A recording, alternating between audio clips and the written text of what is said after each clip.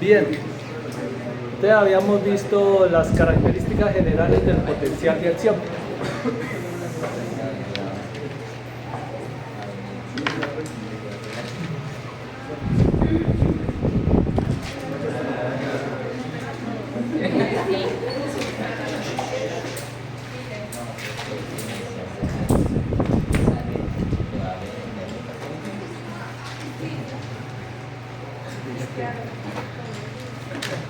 Bueno, entonces antes de la generación del potencial de acción, se pueden generar unos potenciales chiquititos. Los potenciales pues son variaciones del potencial de membrana en reposo.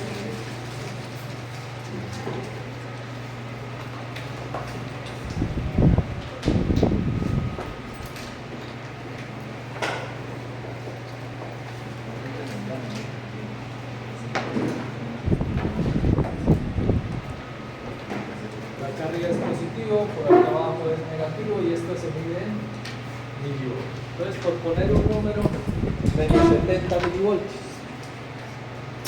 Entonces, yo puedo estimular la célula, puede ser tocándola, puede ser aplicándole una sustancia, o lo más usual es usar pequeños voltajes, corrientes. Pequeños pulsos de corriente. Yo les decía ayer que si yo generaba un potencial, este es el estímulo. Yo genero un estímulo pequeñito, pues puedo generar una pequeña despolarización que no alcanza el umbral.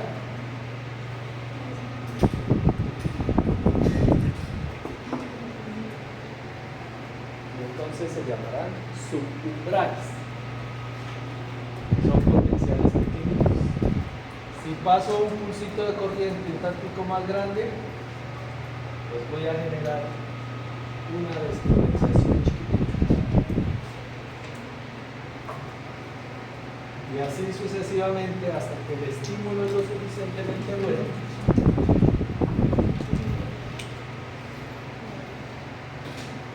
para alcanzar el umbral.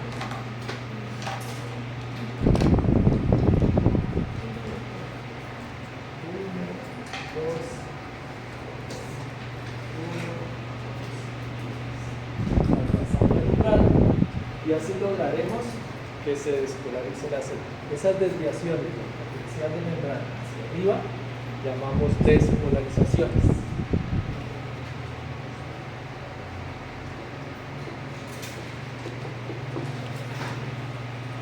Pero también puedo estimular con corrientes inversas,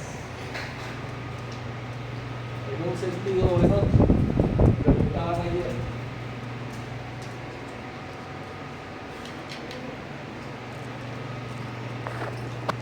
Aquí tengo la célula, aquí tengo una batería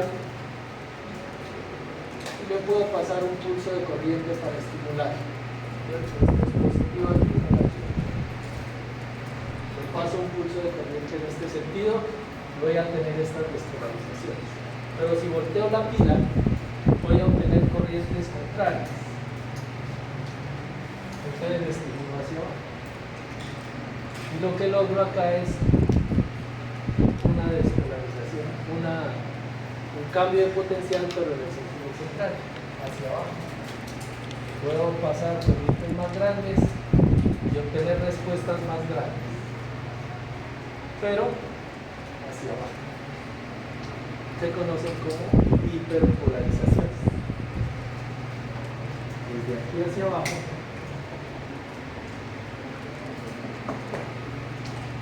partiendo del potencial de membrana, puedo ir hacia arriba o puedo ir hacia abajo. Ese potencial de membrana cambia naturalmente dependiendo del estilo. Entonces estos potencialitos que vemos aquí en azul y rojo se llaman respuestas subumbrales o respuestas locales. Y se les llama así porque no viajan. Lo máximo que se desplazan son 3 milímetros.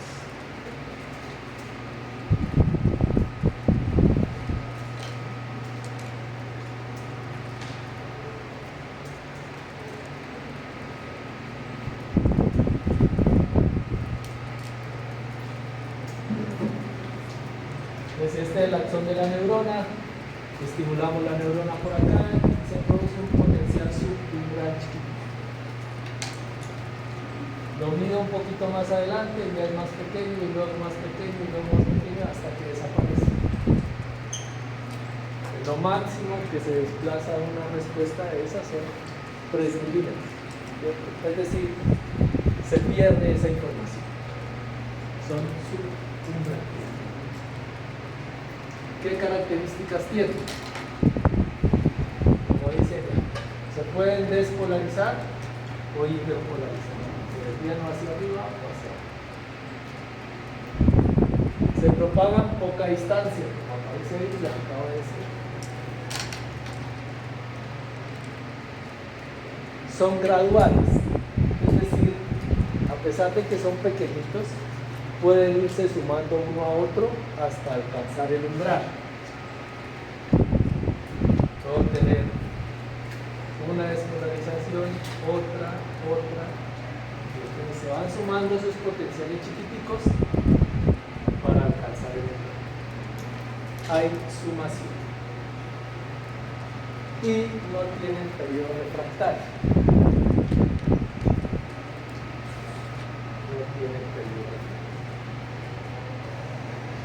Si de pronto lo vieron o no lo vieron. El periodo refractario es un tiempo en el cual la célula se activa o no dependiendo de ese tiempo.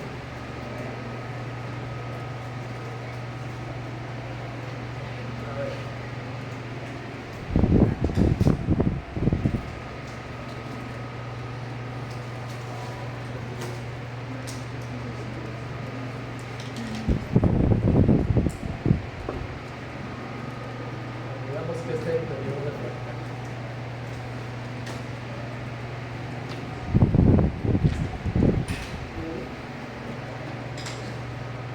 Miren, podemos estimular la célula en este punto. El estimulo en este momento, la célula se activa o me produce un fenómeno. Pero si yo vuelvo y la estimulo un momentico después por aquí, esto fue en el tiempo 0, aquí a los 2 milisegundos, o aquí a los 3 milisegundos, o aquí a los 4 milisegundos. Durante este tiempo la célula no responde para efectos del potencial de acción, porque durante este tiempo, después del estímulo, la célula refractaria rechaza el estímulo, mientras que para esticos no. Este primer potencial se produjo porque yo lo estimulé aquí. Pero si vuelvo y estimulo en este punto, vuelve y se suma, como ocurrió acá. O sea, este es un estímulo, este es otro estímulo, este es otro estímulo, este es otro estímulo. Pero no rechazan los estímulos. Para el caso del potencial de acción, sí. ¿Veis? Ya retomamos sobre el periodo refractario. El hecho es que no tienen periodo refractario, no rechazan los estímulos y por eso es que se pueden sumar. Se pueden sumar para arriba o se pueden sumar hacia abajo.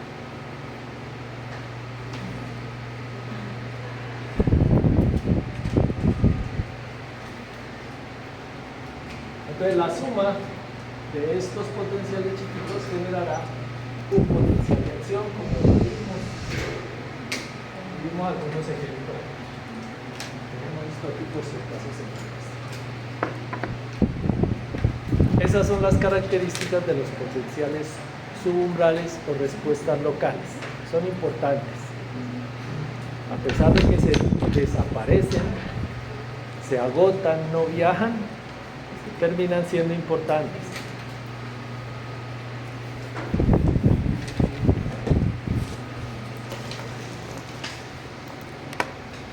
Nuevamente aquí tenemos los estímulos y gracias a estos estímulos, respuestas subumbrales y un ITA que fue lo suficientemente grande alcanzó el umbral y la célula cambia el potencial de membrar.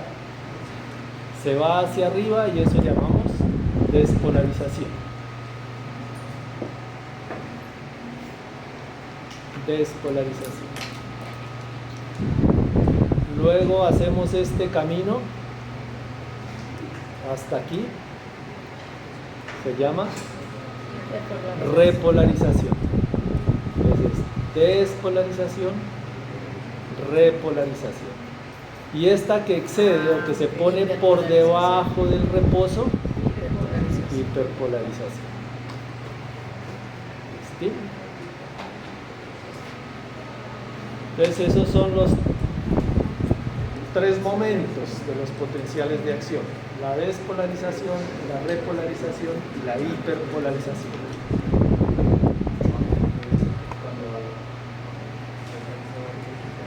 Subumbral, repito para los que no lo vieron, despolarización hasta acá arriba, repolarización hasta este punto e hiperpolarización hasta que vuelve a su valor de reposo.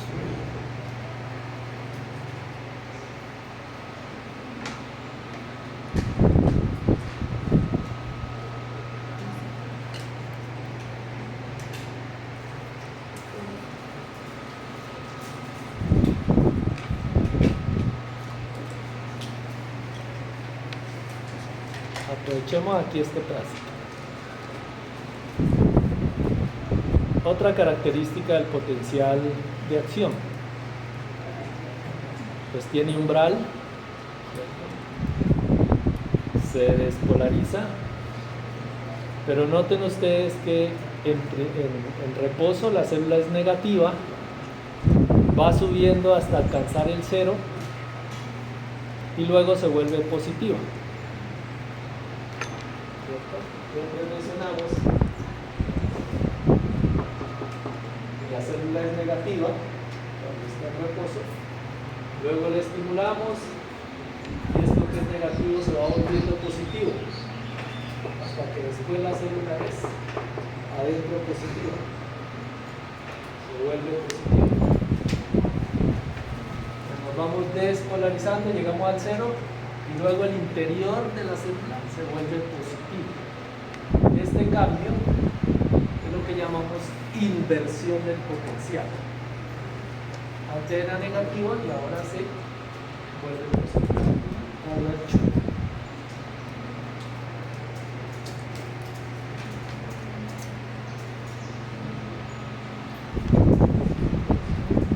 Bueno, para que no se me olvidara puse esto, la inversión de la polaridad, sabemos que tiene umbral y hay una hiperpolarización postpotencial. Son como las características.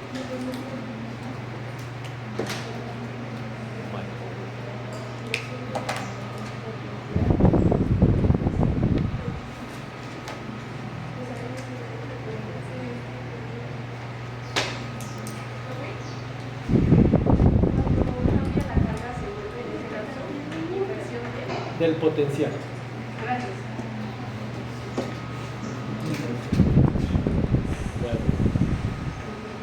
pantalla.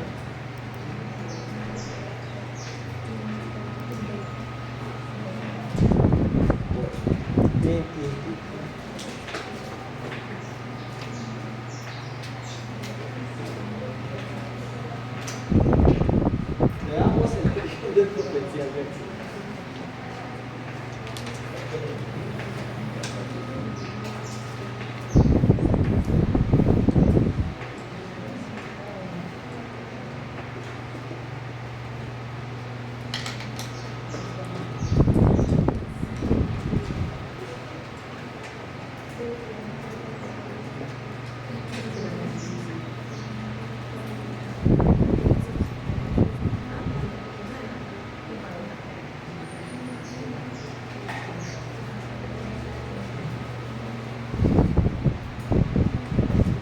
Entonces, esos fenómenos que acabamos de ver,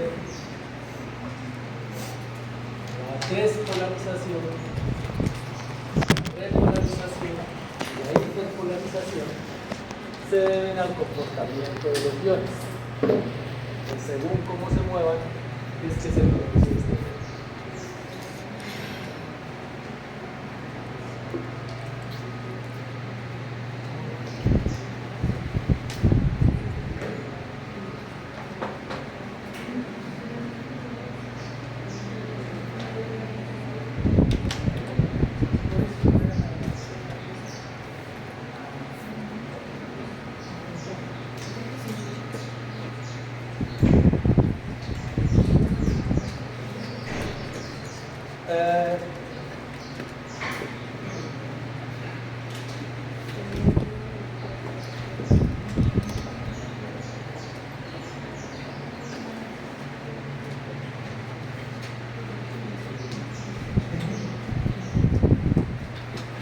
Entonces, cuando los iones se mueven es porque está cambiando su conductancia. Llamamos conductancia iónica a la capacidad que tienen los iones para moverse, o la facilidad con la que ellos se mueven.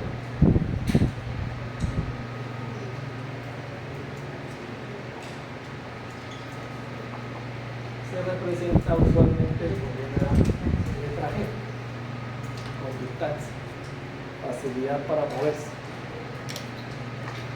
Es lo contrario a la resistencia.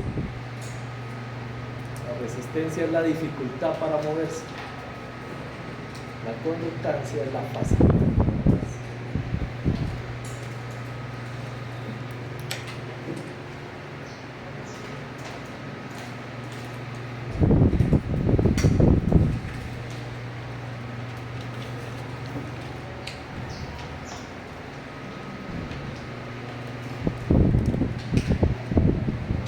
Cuando estimulamos la celulita,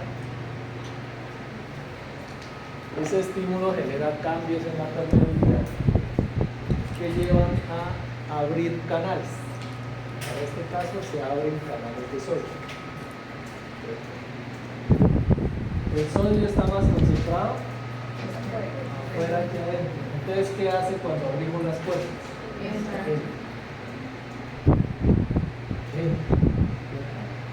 Esto antes era negativo. Empiezan a entrar cargas positivas.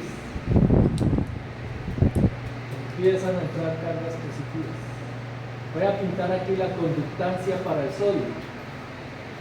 Esta es la conductancia del fondo. Tras el estímulo empieza a aumentar la conductancia, sube hasta cierto valor y luego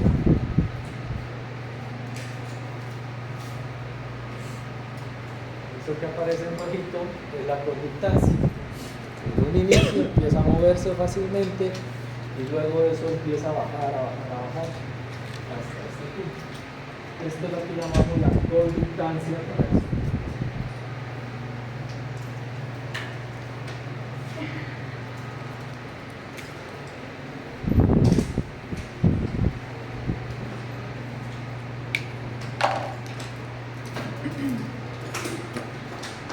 Esto por acá era negativo y ahora se invirtió el potencial y ahora lo tenemos positivo. Entonces significa que están entrando cargas y esto va subiendo. Va pasando de menos 70, menos 60, menos 50, menos 40, 0. Y luego pasará a más 10, más 20, más lo que quieran. Entonces van entrando cargas positivas. Exceden estas negativas, ¿cierto? Antes había un cúmulo de cargas solo negativas. En la medida que el sodio va entrando, se equiparan con estas y hay un exceso. Entonces esto se va invirtiendo y se vuelve positivo. Ahora bien, más o menos por aquí, hacia la mitad del potencial del cielo, empieza a activarse la corriente de potasio porque se abren canales de potasio.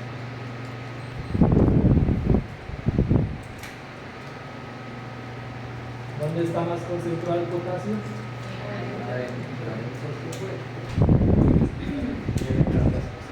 Entonces se abren las puertas de potasio tiempo después. ¿Y para dónde corre el potasio? Sale. Se abren los canales, el gradiente de concentración sale, pero además tenemos cargas positivas acá que lo empujan. Entonces aumenta la conductancia hasta cierto punto.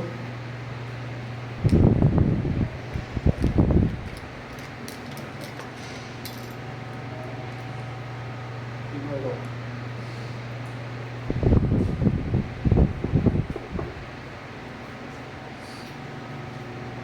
se activa la corriente de potasio y empiezan a salir cargas positivas y salen cargas positivas y salen cargas positivas y volvemos al reposo. Como que hay un exceso, ¿no?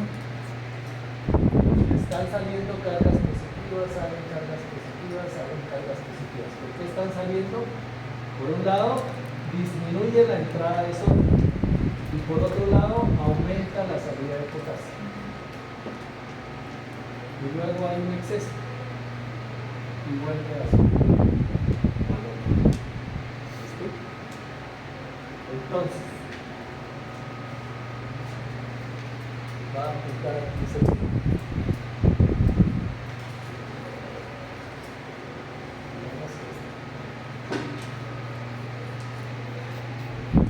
más o menos. ¿A qué se debe la despolarización? Al sodio que está entrando. Luego viene la repolarización, que es esto. Aplicarnos el nombre. Esto que está cubriendo aquí. Todo esto es repolarización hasta esto. ¿A qué se debe?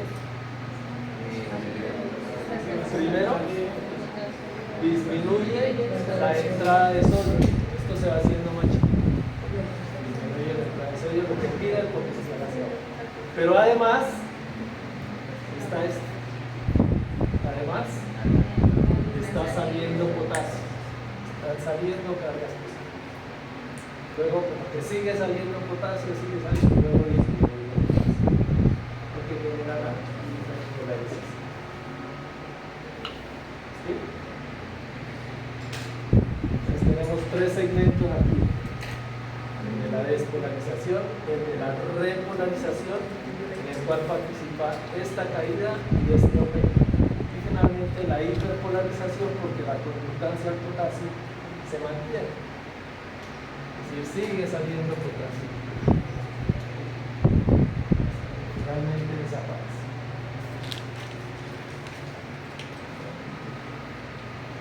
Ese es la génesis o el origen del potencial de acción, al menos para una neurona. Ya el de la célula cardíaca son distintos.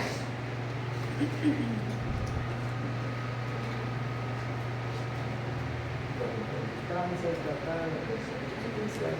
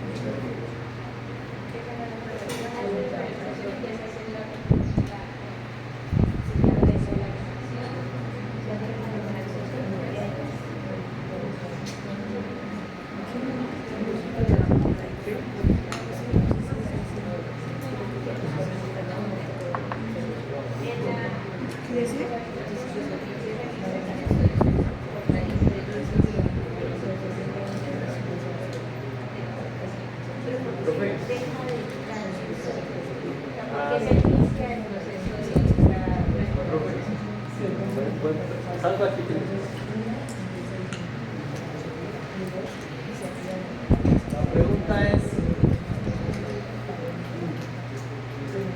¿Por qué el sodio llega hasta aquí? Y no sigue subiendo, más o menos. ¿Cierto? Porque una vez se abre, podría seguir entrando, pero llega aquí, tiene un límite. Estos carásitos dependen de varias cosas. Por ejemplo, hay algunos que son dependientes de voltaje. Es decir, cuando yo alcanzo aquí más o menos tener un número más 20 milivoltios, responden a eso y empiezan a cerrarse. Entonces son dependientes de voltaje y pueden hasta ahí llegar. Los hay dependientes de ATP, los hay dependientes de calcio, de potasio, etc. Entonces cada uno responde. Entonces por eso no sigue igual. Pues aumenta la conductancia cuando la célula alcanza este voltaje, ya es la orden para empezar a bajar, a bajar. Lo mismo el potasio, los de potasio no se abren aquí. Aguantan un tiempito cuando les den la orden y se abren. Cuando les dan la orden, bueno, hay varios factores. Puede ser el buena pregunta.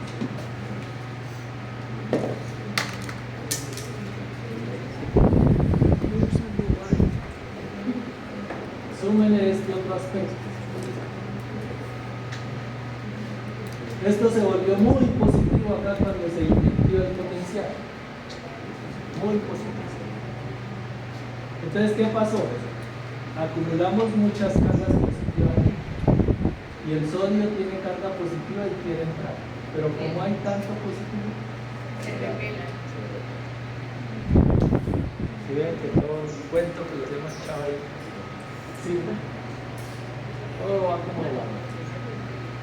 Si ustedes no estudiaron la clase de martes y jueves, entonces se van perdiendo. Bueno,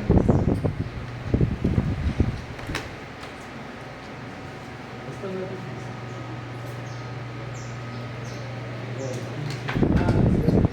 Ahora sí. Profe, era lo mismo. Era le iba a preguntar por qué salieron los canales de potasio. Porque se abrían los canales Y de esta esta.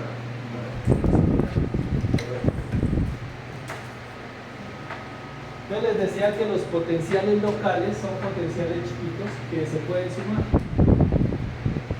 hasta alcanzar el umbral y no tienen periodo refractario.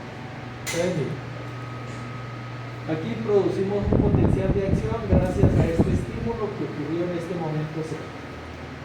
Pero yo puedo volver a estimular aquí, puedo volver a estimular en este momento, digamos que esto es la escala de aquí.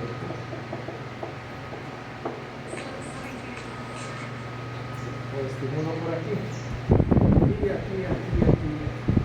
Entonces existe dentro de las células un periodo refractario, es decir, las estimulamos y no respondemos. Son refractarios, es decir, rechazan estos estímulos. Después de que pasó cierto tiempo, vuelvo y estimulo en este momento y ya puedo tener otra respuesta. Esto ocurre en el potencial de acción, son refractarios.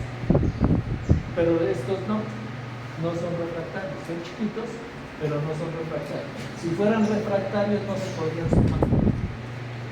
No rechazan los estímulos, pero siempre responden a los estímulos.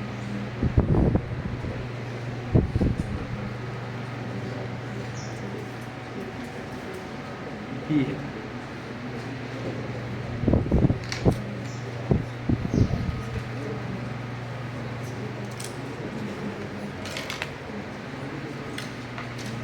si pudiera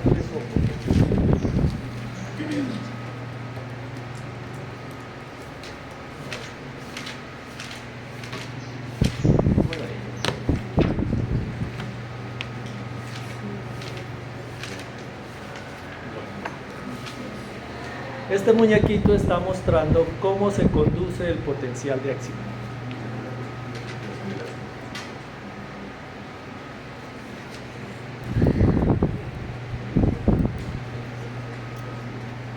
¿Se ve la manito? Gracias.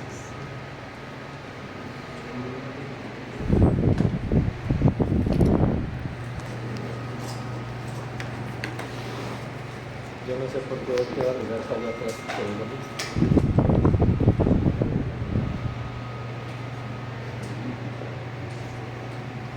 Entonces los fenómenos de las corrientes de sodio y potasio, primero la de sodio y luego la de potasio, porque hay que dejar pasar un tiempito, ¿cierto? Entonces tenemos aquí una membranita y muchos canales por aquí. La célula en reposo está en negativo, este está descansando. Tras el estímulo entran cargas positivas. Se invierte el potencial U overshoot. Entonces, como son carguitas enfrentadas, positivas y negativas, cargas enfrentadas, generan ondas electromagnéticas. Y esas ondas electromagnéticas van viajando, van moviendo y abriendo canales. Es decir, el potencial de acción va viajando en este sentido. En otro momento ya habremos avanzado. Este es el pedacito despolarizado en el cual está entrando el sodio. Entre tanto, la primera porción que se había despolarizado ahora se repolariza. Empieza a salir potasio, sale potasio y esto vuelve a ser negativo. Y así va viajando, va viajando, va viajando a cierta velocidad. Se conoce como la teoría del cable, ¿cierto? Es como estos cables que por dentro tienen un cable que conduce la corriente eléctrica. Acá tenemos un líquido con electrolitos que conduce la corriente eléctrica. Por esa semejanza se le llama la teoría del cable. Entonces, por un lado, primero vamos despolarizando y atrasito se va repolarizando. Y así van viajando este par de cargas. Y viajan y luego ya las tenemos por acá.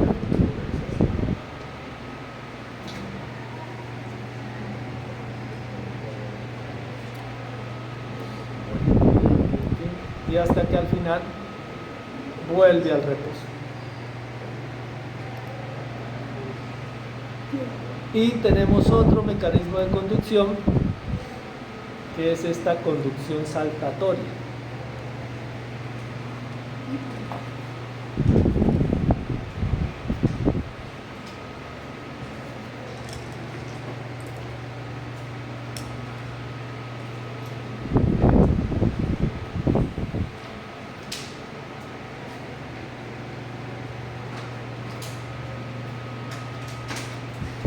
Se debe pues a las vainas de mielina que ustedes vieron allá en su anatomía o en su histología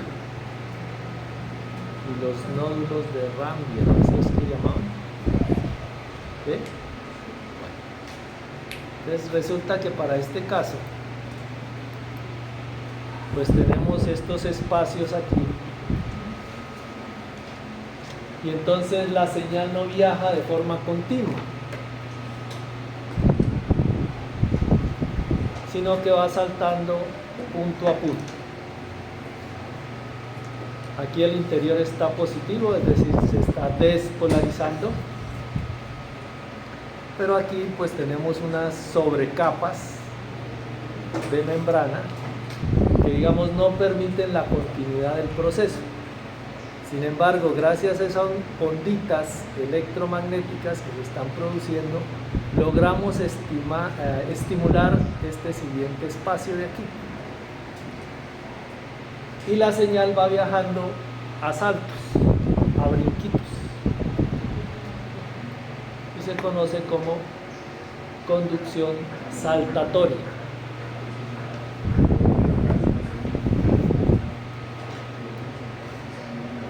Gracias a las vainas de mielina. Entonces eso establece una diferencia entre aquellas neuronas que son mielinizadas como estas y las que no son mielinizadas.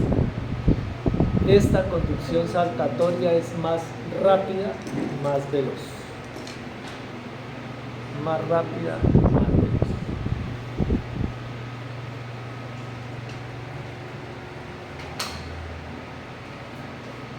Entonces la velocidad depende del diámetro de la fibra.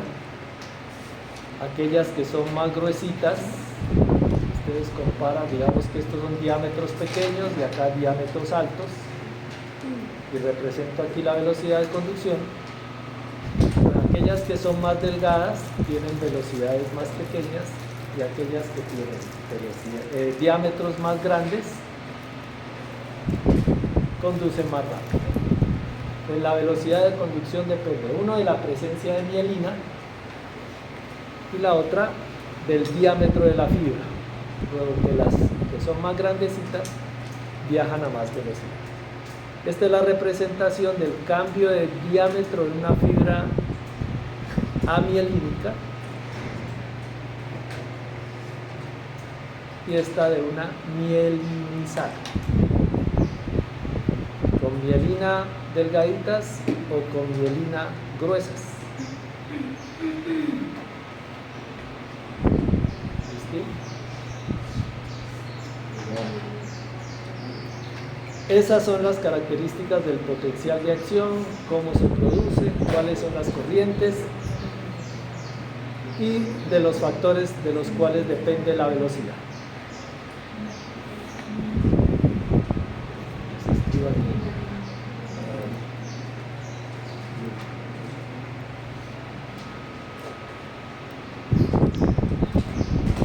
Amielínicas y estas mi.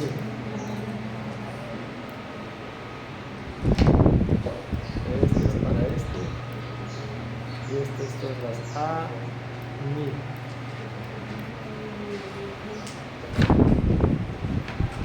Esta es delgada y conduce a esta velocidad.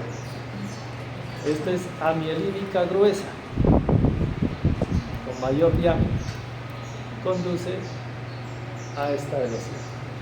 Aquí tenemos menor velocidad, aquí tenemos mayor velocidad, sobre la misma fibra amielínica. Ustedes hacen el mismo muñequito para las otras.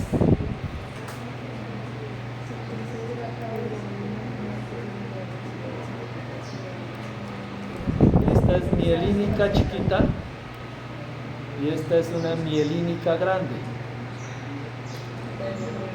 Esta tiene menor velocidad y esta tiene mayor velocidad.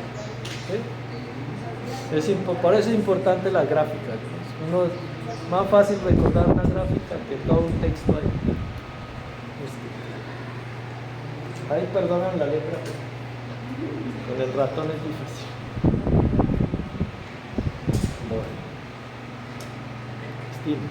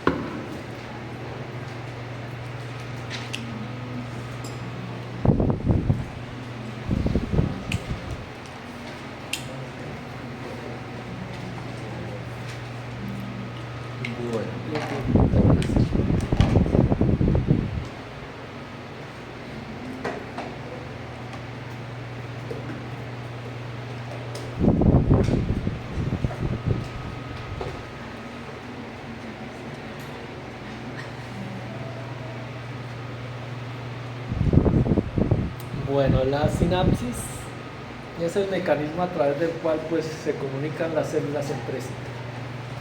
Para el caso de las células nerviosas o células musculares, ¿no? o la forma con la cual activamos las células musculares. Es la unión funcional entre una neurona y otra neurona, o una neurona y el músculo. Entre la neurona y el músculo, el conjunto se conoce como la placa motora.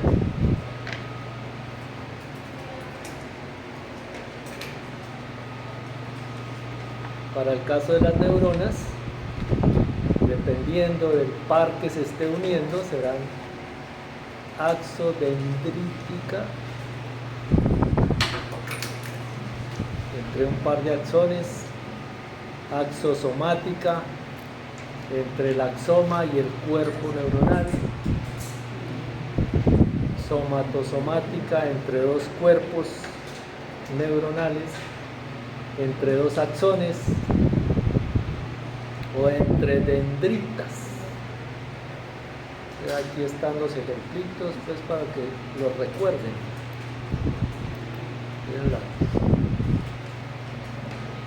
Aquí hay un piecito, aquí con el cuerpo, aquí dos piecitos, dos axones tocándose allí. Por eso ustedes lo conocen muy bien de su neurovisión, neuroanatomía. Ahora bien, las sinapsis pues son de dos tipos: la sinapsis eléctrica y la sinapsis química.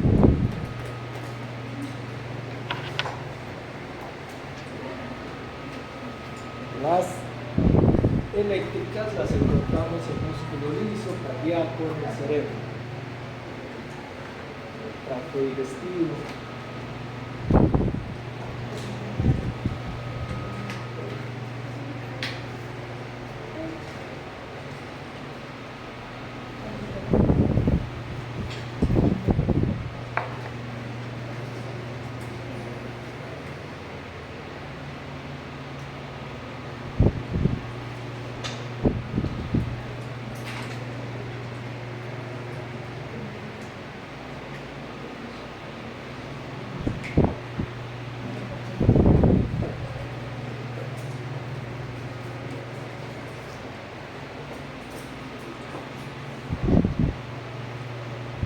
Entonces, para efectos de esa sinapsis eléctrica, encontramos, para que se vea, encontramos unas proteínas que comunican las dos membranas a manera de puentes que generan un boquete aquí. Se llaman conexinas,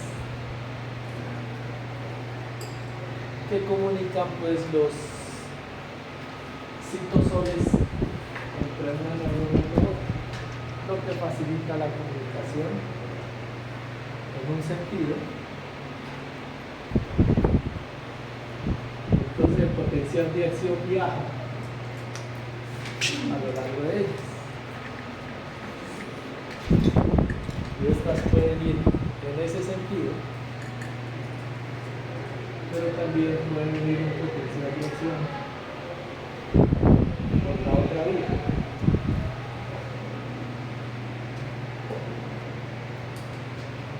Hay un canal ahí, en ese sentido, bueno, esa es como la característica principal de la sinapsis eléctricas.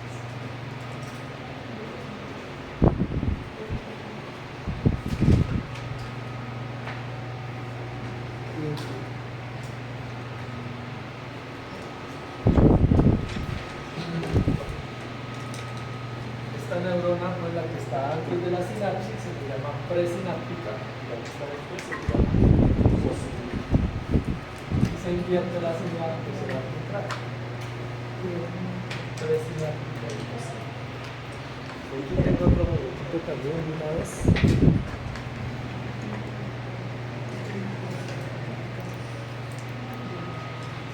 Este momentito ya.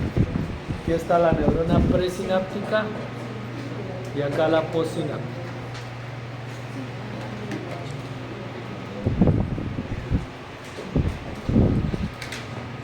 Presináptica y postsináptica, ¿cierto? Entonces, para el caso de la sinapsis química,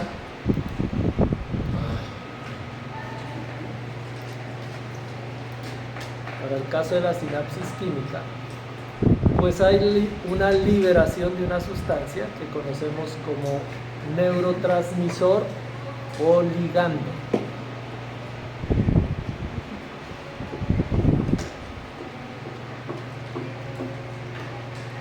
Que se libera al espacio sináptico o libra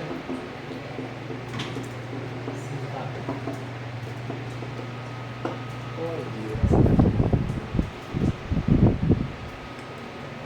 Asumamos que se libera poquito neurotransmisor. Acá habrá un receptor específico para la sustancia que se liberó. Y aquí en este pedacito pues se va a generar un potencial local. Son potenciales chiquititos, subumbrales. Potenciales chiquititos. Si hay harto neurotransmisor suficiente, pues son muchos estímulos que se suman y generan el potencial de acción que mencionamos. Asumamos que son pequeñitos los potenciales que se generan. Pueden ir hacia arriba o hacia abajo. Cuando van hacia arriba también se les llama potencial postsináptico excitatorio. Potencial postsináptico excitatorio. Potencial postsináptico excitatorio. Y si es hacia el otro lado, potenciales chiquitos, potencial postsináptico inhibitorio.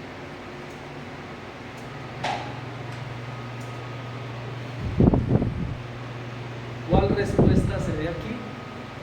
Pues depende del neurotransmisor que viene, del receptor que está aquí y de los iones que se van a mover. Entonces, coge para arriba.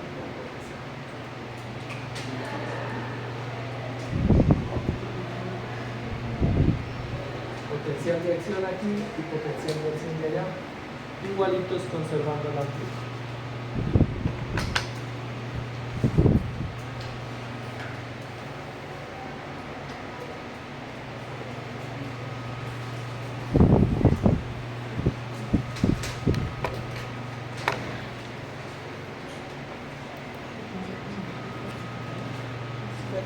Este muñequito para que veamos el proceso que sigue la sinapsis química. Después le sacan la foto para que esté completo.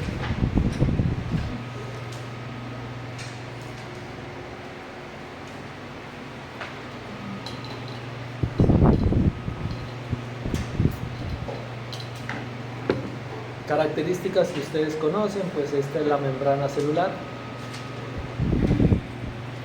Canales de calcio para el caso, vesículas que contienen el neurotransmisor,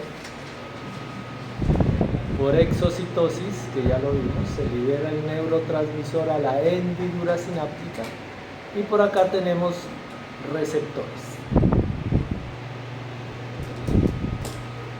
Que en este muñequito son un canalcito aquí, es el receptor, no sé si lo ven acá, el receptor y el canal. Y dependiendo de los iones que se muevan, pues habrá una respuesta aquí, bien sea despolarizante o hiperpolarizante. En esencia lo que siempre se van a encontrar son canales de sodio, potasio o cloro.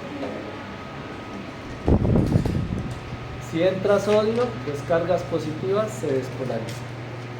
Si son canales de potasio, se abren los canales, salen cargas positivas, ¿cierto? Porque el potasio siempre está más concentrado acá.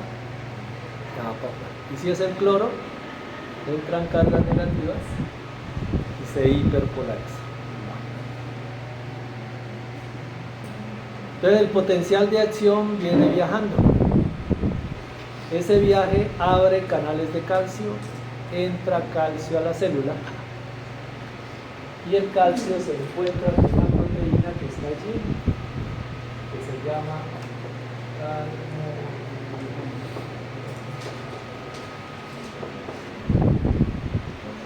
mezcla con la calmodulina y forma el complejo calcio-calmodulina.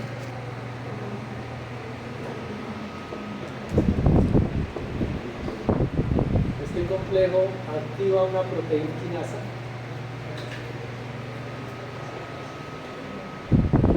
Estas proteínas quinasas promueven el movimiento de las vesículas hacia la membrana para producir la exocitosis.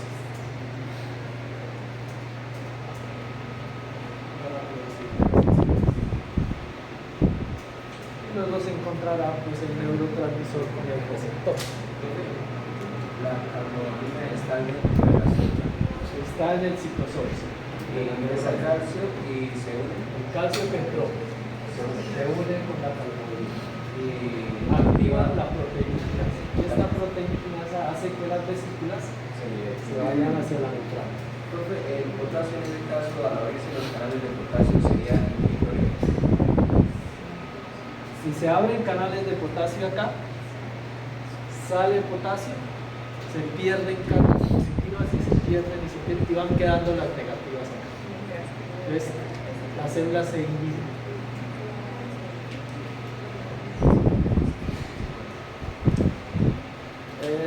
Ese es el mecanismo.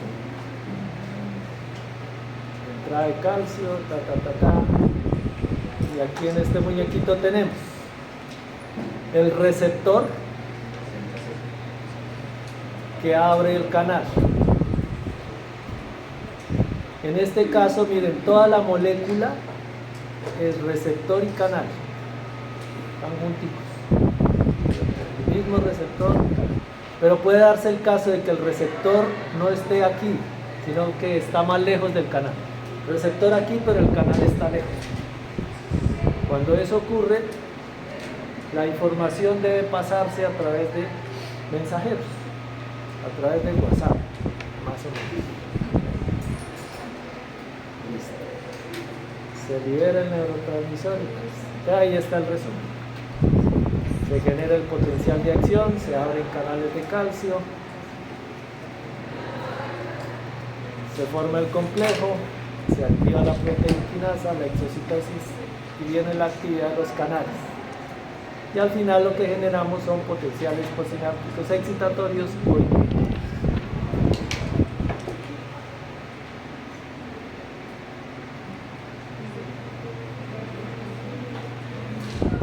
¿Cuáles son los neurotransmisores?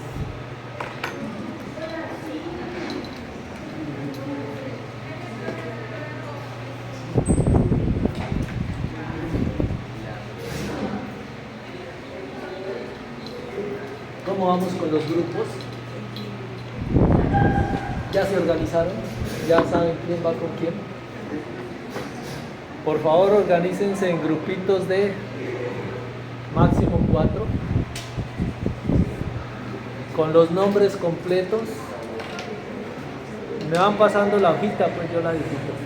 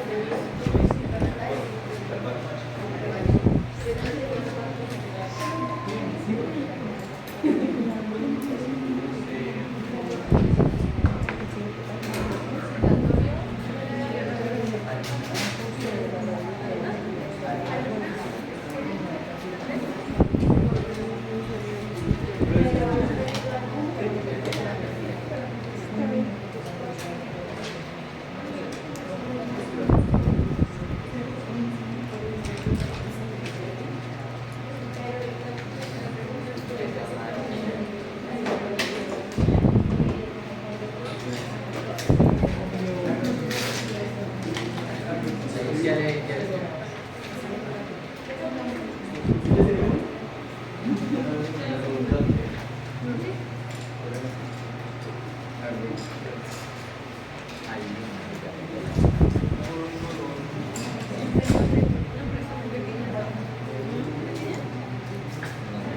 ¿Qué? Ya va. 140322. ¿Pero qué? 0322. 0322. Pero son 140322. y la segunda.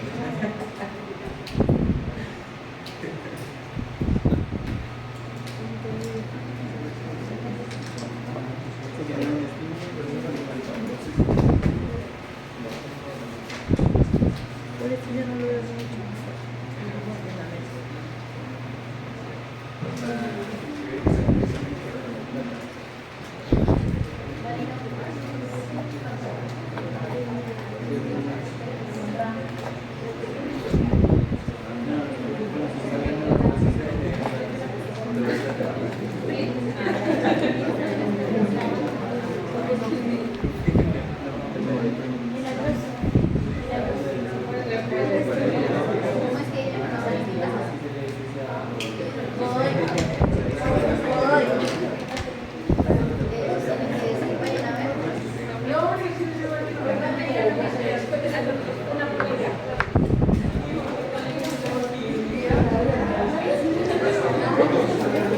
¿Dónde te aprendí?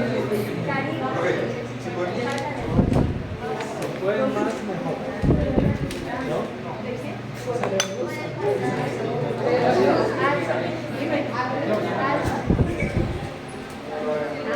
¡Ay, no! Está pensando.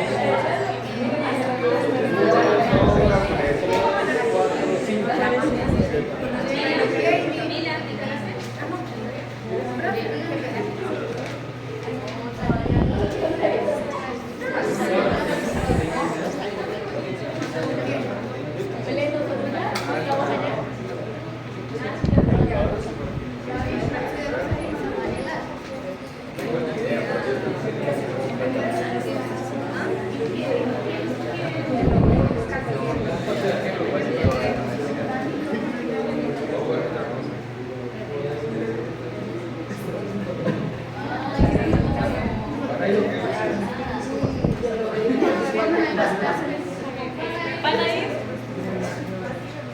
¿Vamos a ir a jugar?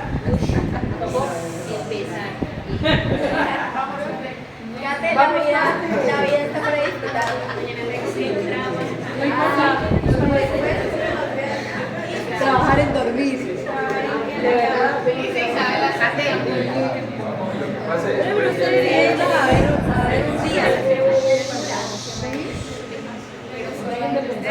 Mañana son.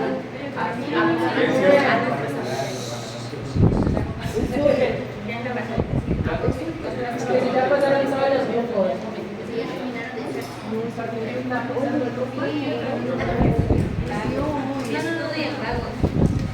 Sean como. Ya me va a salir esta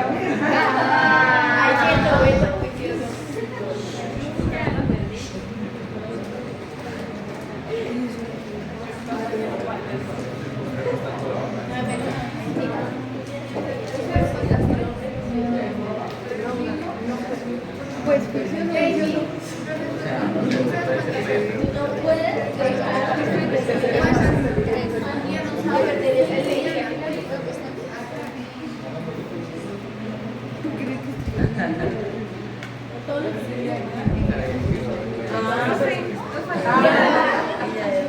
siempre son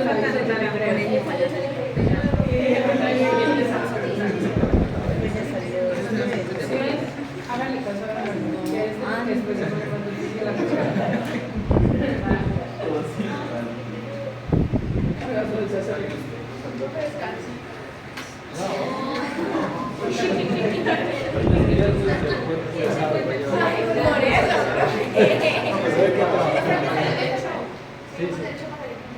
Sí, vamos a seguir derecho. Ya con esto acabamos.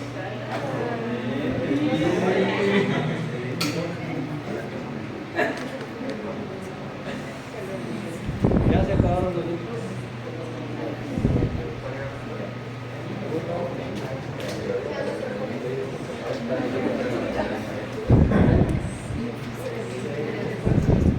Siete, 8, 9, falta uno.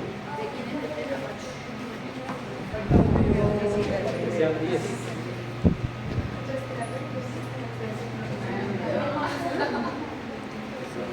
Ya no se pueden arrepentir, ¿no? Bueno, vamos a seguir. Gracias.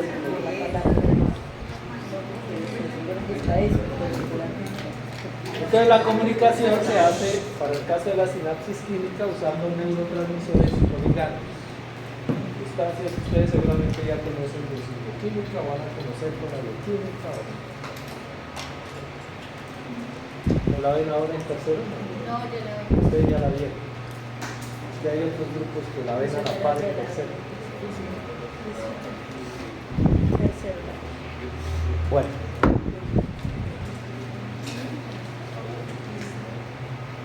Encontramos pues la liberación de acetilcolina en neuronas del sistema nervioso central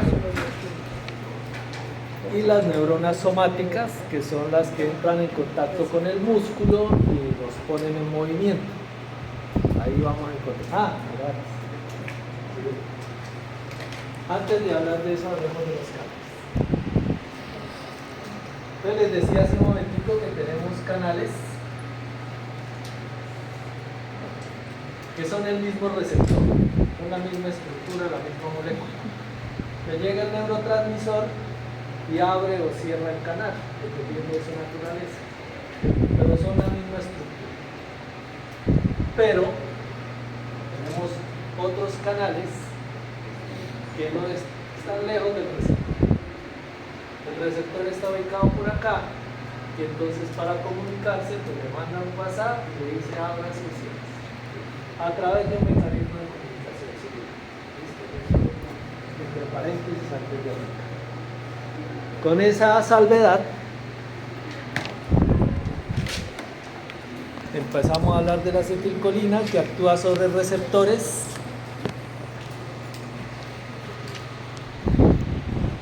que son nicotínicos, que se parecen a los de acá.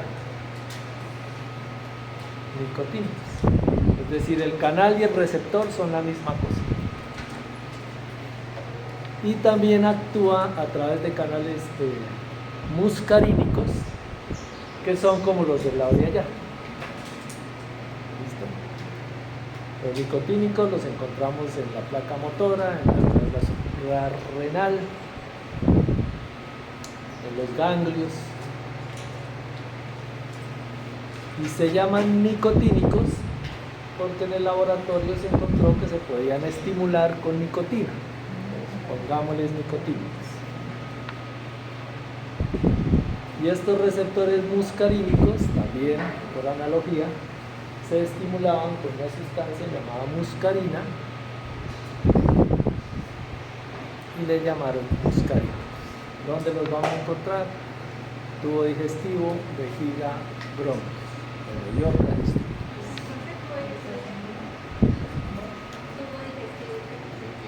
Vejiga, bronquios, otras estructuras, ¿no? Aquí por poner las clásicas.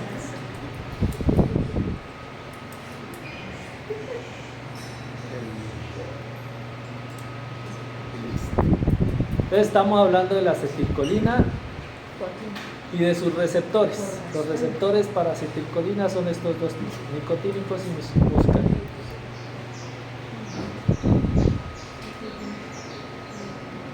Aquí tenemos nuestro receptorcito de la misma molécula, aquí está cerrado, el neurotransmisor está por acá lejos, digo, el neurotransmisor no ha ingresado todavía a su sitio de recepción, aquí cuando se une se abre y el ion se mueve. También se les llama receptores ionotrópicos, también se les llama receptores ionotrópicos. Entonces la acetilcolina puede actuar a través de este tipo de canales. son más rápidos, de respuesta más rápida.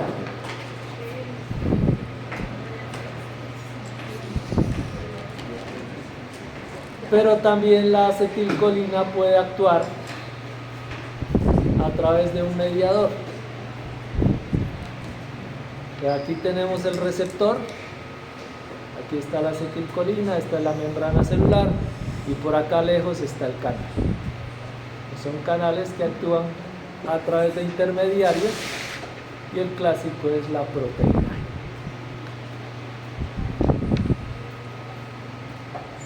Acetilcolina, aquí está el receptor. Muscarínico.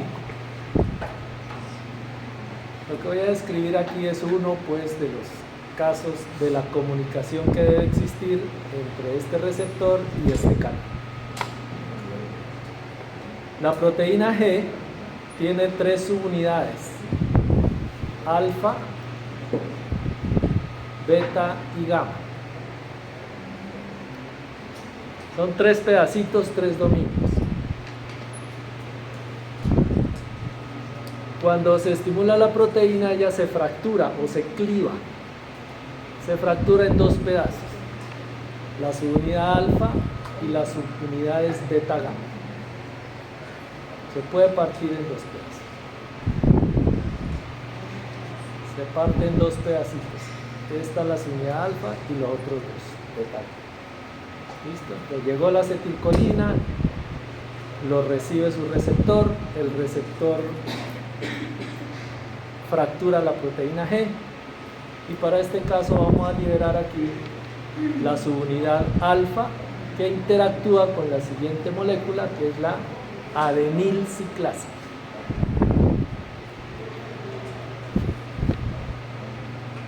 Adenilciclasa. ¿Qué hace la adenilciclasa?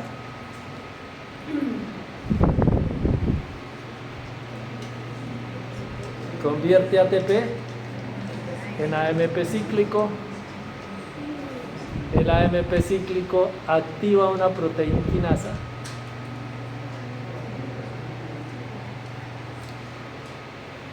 la proteína quinasa fosforila el canal, y lo abre. Para el caso es un canal de potasio.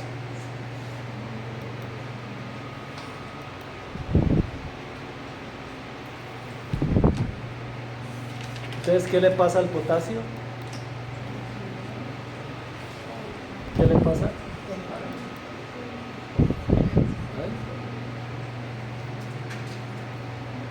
Perdón, no es abre el canal, sino lo cierra. Fosforila el canal y lo cierra. Pues ocurren las dos cosas, ¿no?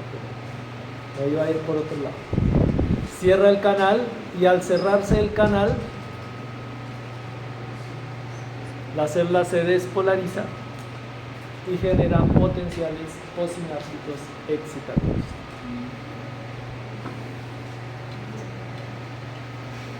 Entonces esa es toda la secuencia de señalización celular que debe ocurrir a lo largo de la membrana para actuar sobre el canal.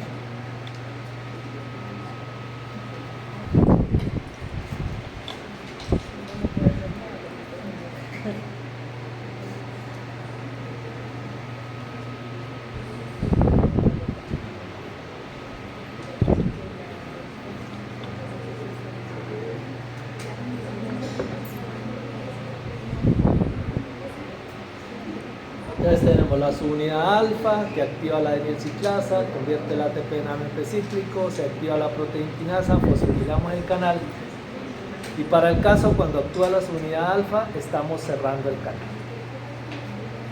Despolarización y potencial posináptico excitatorio. ¿Listo?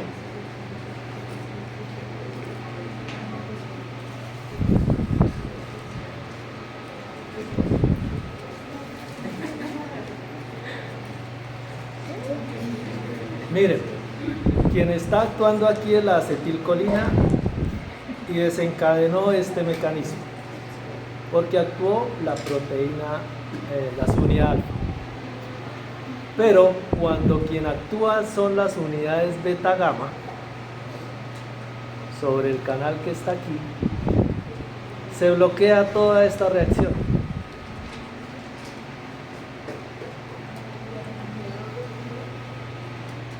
Entonces lo que hacen las unidades beta gamma es mantener abierto el canal. Abre el canal, el potasio sale, se genera una hiperpolarización en esta región, generando un potencial postsináptico inhibitorio. Entonces miren que el neurotransmisor es el mismo, pero obtienen las dos respuestas, o excitatoria o inhibitoria.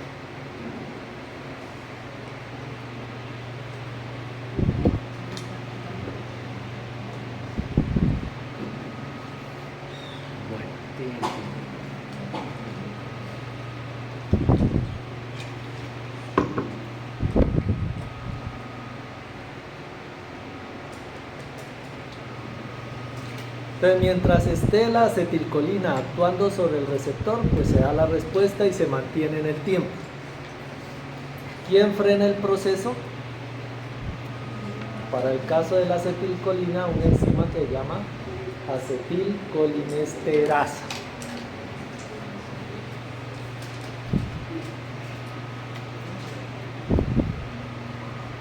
Acetilcolinesterasa.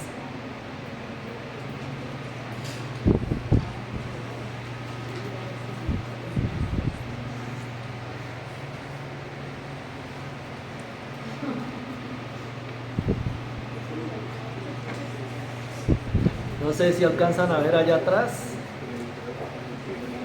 Aquí tenemos el receptor unido a la acetilcolina, generando un efecto en la membrana postsináptica. Y en esta membrana postsináptica encontramos la acetilcolinesterasa, que lo que hace es fracturar la molécula para dar acetato y colina. Al fracturarla, pues ahí para el fenómeno. Y estas dos moléculas pueden ser reutilizadas. Para el caso de la colina, tiene un transportador aquí que transporta colina y sodio. Sodio-colina, cotransportador. Transporta los dos hitos, entra la colina, se encuentra con la acetilcoenzima A. Y gracias a esta enzima volvemos a formar acetilcolina que se almacena en las vesículas, se libera por aquí y vuelve el proceso. Acetilcolinesterasa. Entonces vemos cómo interactúa la acetilcolina con unos canales o con los otros canales. Y finalmente, cómo se degrada la señal.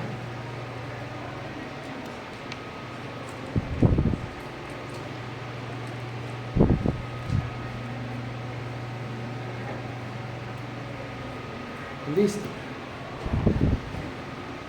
Este era un muñequito que ya había hecho, pero todavía está crudo.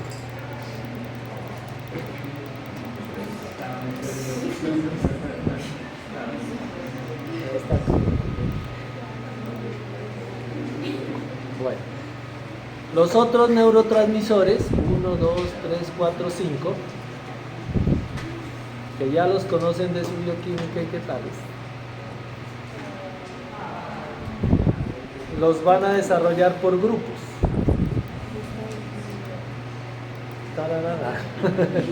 Para eso eran los grupos.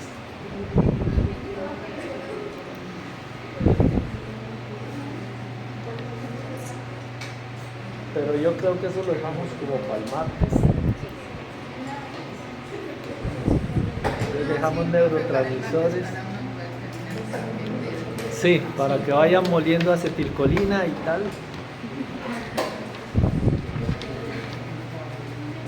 Entonces, ¿qué vamos a hacer de 4 a 6? ¿Qué vamos a hacer de 4 a 6?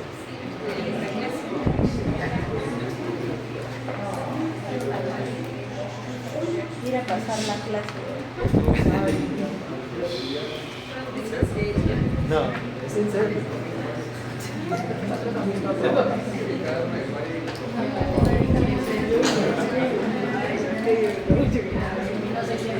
¿Dónde está mi representante? ¿No vino?